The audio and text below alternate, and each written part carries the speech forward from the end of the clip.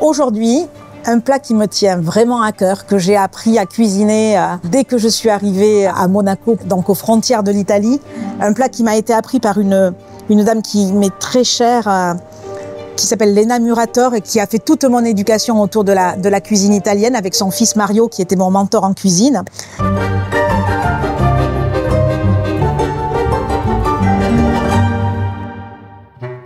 Qu'est-ce qu'il vous faut pour ce risotto? Le risotto, d'abord, on le commence avec de la matière grasse apportée par la moelle de bœuf. La moelle, on l'a ici, puis après, on l'a découpée en petits dés. Des échalotes. Le riz que moi j'ai choisi de cuisiner aujourd'hui, c'est un riz carnaroli. On l'appelle la perle du riz, qui est vraiment pour la cuisson du risotto, pour moi, assez idéal. Du vin blanc, du beurre, de la crème montée pour la dernière petite touche, ça c'est juste le petit twist. Du parmesan, bien sûr, sur un bon bouillon.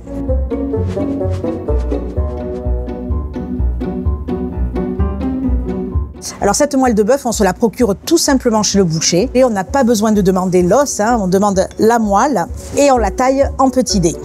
Alors, il faut vraiment qu'elle soit très froide. La moelle de bœuf, il va fondre doucement dans le fond de la cocotte. Puis on ajoute l'échalote ciselée qu'on va laisser fondre sans la faire colorer surtout. Parce que sinon le riz serait coloré, donc on est plutôt sur une basse température. Et dès que l'échalote est fondue, on va à ce moment-là ajouter le riz. Surtout le riz, on ne l'a pas lavé, parce que ce qui est vraiment important dans le risotto, c'est qu'on garde l'amidon du riz. Moi j'aime bien ce riz carnaroli parce que les grains sont un peu plus longs, mais ils absorbent quand même très très bien le bouillon, parce que bien sûr toute l'idée du risotto, c'est d'absorber le bouillon au fur et à mesure de la cuisson du riz. Donc là, on entend le riz craquer. Moi, j'aime ce joli bruit du riz quand on le nacre comme ça dans la matière grasse rendue par la moelle. Je rajoute le vin blanc, indispensable au risotto. Pourquoi?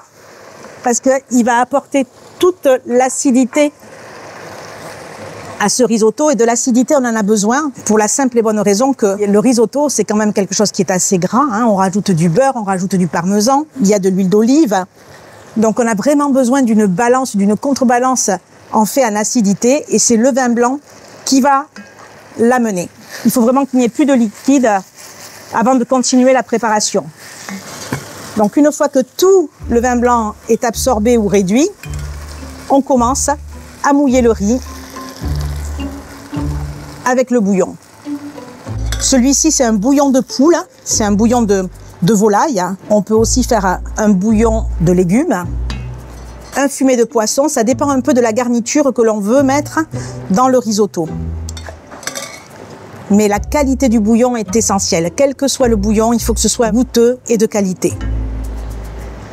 Tout le travail de cuisine autour du risotto, c'est au fur et à mesure que le bouillon est absorbé, on en rajoute un tout petit peu. Et voilà. Et on ne cesse de mélanger, de remuer pour pas que le riz accroche d'une part et pour que le riz absorbe bien le bouillon d'autre part.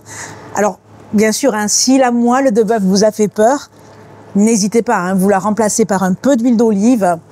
Ce sera la matière grasse qui va d'abord d'une part faire fondre l'échalote, puis ensuite nacrer le riz, et ça marchera très bien. Donc au bout de 15 minutes, on commence vraiment à faire attention à la quantité de liquide qu'on ajoute. Voilà, ça fait à peu près 15 minutes que le riz cuit. Donc on va goûter pour voir où est-ce qu'il en est de la cuisson. On veut un riz al dente, on veut un riz qui quand même garde de la texture, qui ne soit pas trop fondant. Donc là, on va commencer la liaison. D'une part, la liaison au beurre. Parmesan que j'ai déjà râpé. Vous remarquerez que j'ai toujours rien assaisonné. Pourquoi? Le parmesan justement va amener une salinité, et c'est à partir de ce moment que je goûterai pour voir s'il faut rajouter un peu de sel, ce qu'il faudra faire certainement de toute façon.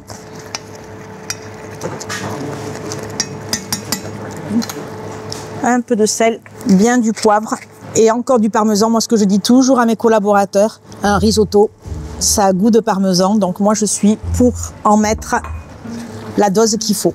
Moi, ce que j'aime bien, c'est un petit tips, un petit truc que j'ai appris quand j'étais chez Monsieur Ducasse, c'est rajouter une pointe de crème montée qui le rendra encore plus onctueux sur la fin. Voilà. Comment je vais finir mon risotto, cette base de risotto, comment je vais vraiment l'accommoder juste pour ce soir avec un peu de pistil de safran et faire ce qu'on appelle le risotto à la milanaise, c'est-à-dire safrané, qu'on déguste général avec l'ossobuco.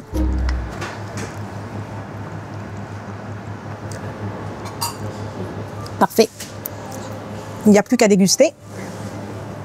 Alors, contrairement à ce que l'on peut souvent voir, un risotto ne se sert pas dans une assiette creuse, mais bien dans une assiette plate. Il se sert comme ça, bouillant, très chaud, et on va le déguster al honda, comme on dit en Italie, par vague, hein. C'est-à-dire qu'on commence à le déguster sur les bords, qui refroidissent plus rapidement qu'au milieu, et on fait tourner l'assiette, comme ça,